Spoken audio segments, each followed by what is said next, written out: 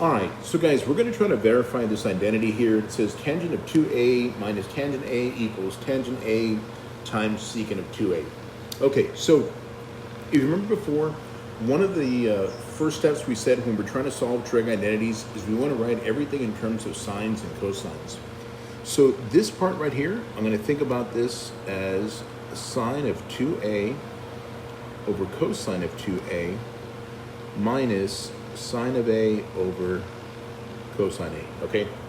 And now I'm going to start using my formulas for sine of 2a. So sine of 2a is 2 sine a cosine a.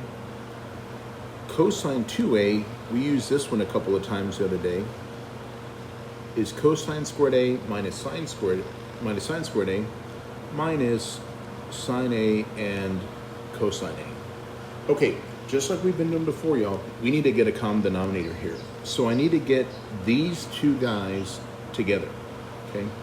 So I'm gonna write this, I'm gonna go real slow so you can see exactly what I'm doing. My common denominator is actually gonna be both those parts, cosine a and cosine squared a minus sine squared a. And I'm gonna do that over here at the same thing, cosine a over cosine squared a minus sine squared a, okay? So if I look at what did I bring in extra here, I brought in that extra cosine a. So I'm going to have a 2 sine a cosine a and another cosine a because these two were brought in.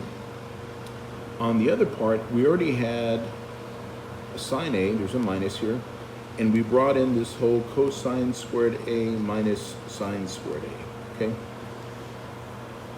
Okay, so now let me go to the next slide.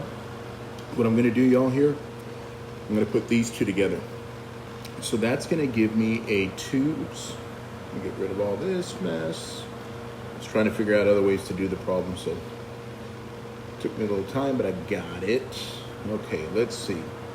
So I'm going to have a 2 sine a cosine squared a. So a 2 sine a cosine squared a. And then let's see what's going to happen here. So look, this is a negative sine a. So that's going to give me a negative sine a cosine squared a. A negative sine a cosine squared a. And then a negative sine a times another negative sine squared a is going to be a positive sine to the third a. Don't get nervous. I know there's this third now. All over that denominator, which is cosine a cosine squared a minus sine squared a, okay? So, first thing I want y'all to notice here, y'all, this piece here and this piece here are like terms. They're both sine a cosine squared a.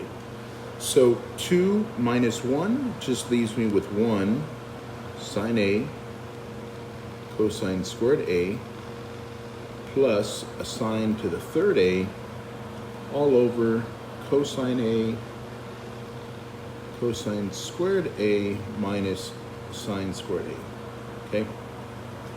So now, the other thing I'm going to notice is out of the top, out of the top, we can factor out a sine a.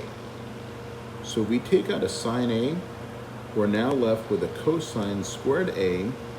So if I had sine to the third and we took away one of them, now we're left with a sine squared a all over cosine a and cosine squared a minus sine squared a, okay?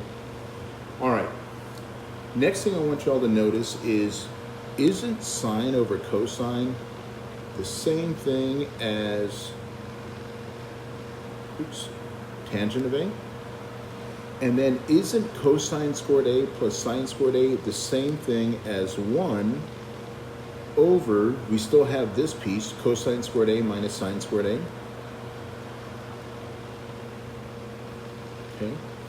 And so now what I'm going to do is I'm going to say, look, this is tangent of a.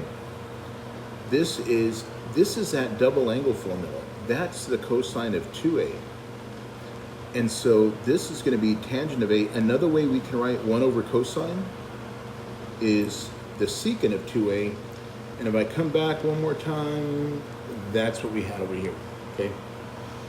The one thing I want to emphasize, because again, I know you can get the feeling like, man, how do I even approach this? Remember what we said, anytime we see tangents or cotangents, we want to write everything in terms of sines and cosines. And so that's why my approach was the way I did. So when I see a tangent, I'm not necessarily going to use that double angle tangent formula. I'm going to write my tangent in terms of sines and cosines and then go from there, okay? So again, here are each of the steps. If y'all got any questions, let me know. I'm happy to help.